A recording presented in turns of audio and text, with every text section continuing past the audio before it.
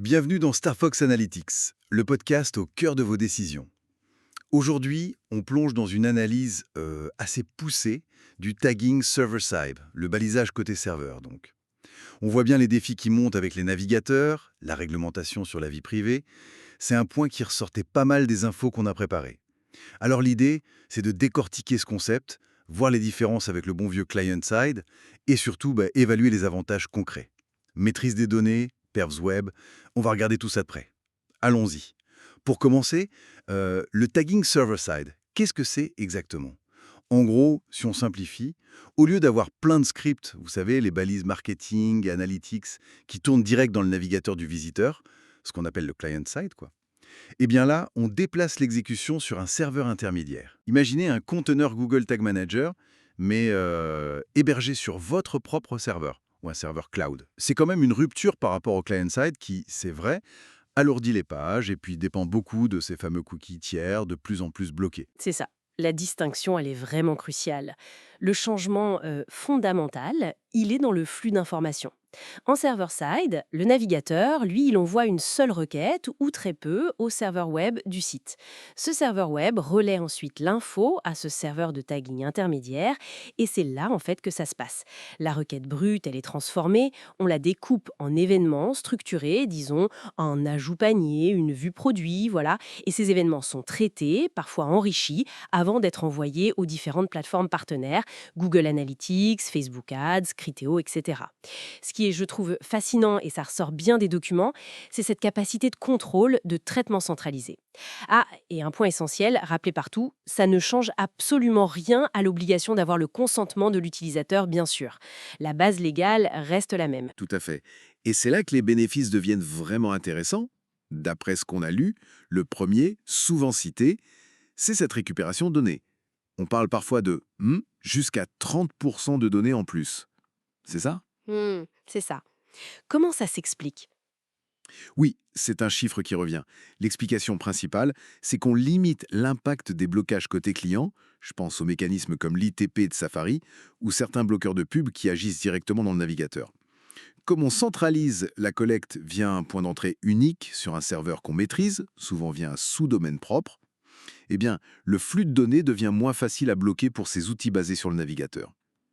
Une étude qu'on a vue chiffre cette récupération potentielle, oui, jusqu'à 30%. Ça concerne surtout les conversions, les événements clés que les navigateurs bloqueraient sinon.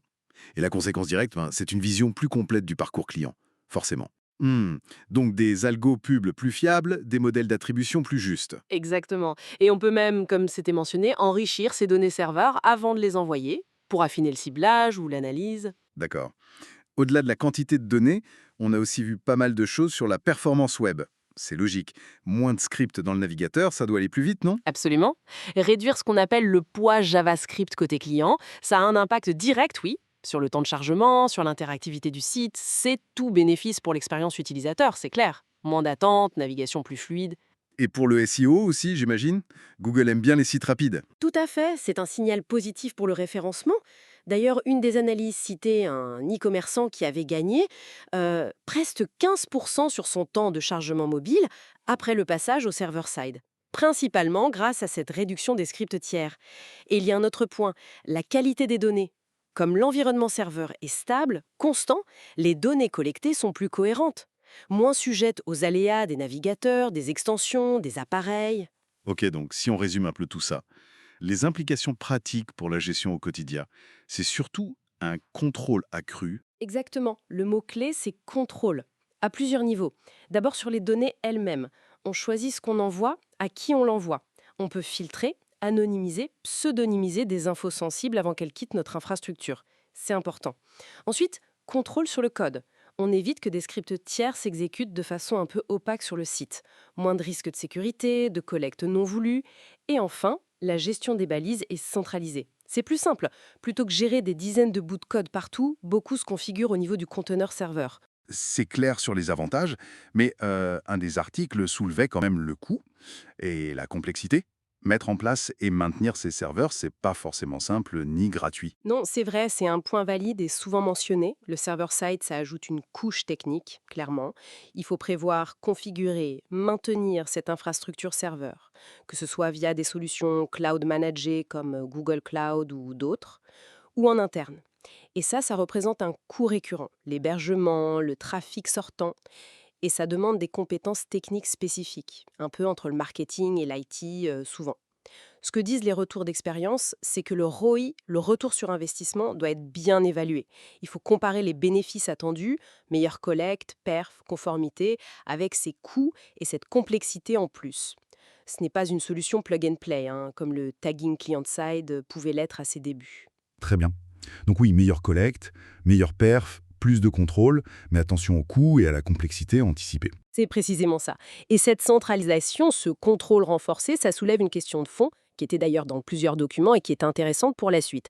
Comment cette évolution vers le server-side va redéfinir non seulement les stratégies de gouvernance des données en interne, par exemple, qui pilote ce serveur, le marketing, l'IT, mais aussi potentiellement remodeler tout l'écosystème tech quand je pense aux relations de dépendance avec les grandes plateformes qui proposent ces solutions server-side clé en main. C'est une transformation plus profonde qui n'y paraît au premier abord. Merci d'avoir écouté Star Fox Analytics. Pour aller plus loin, téléchargez nos guides sur starfox-analytics.com. À bientôt.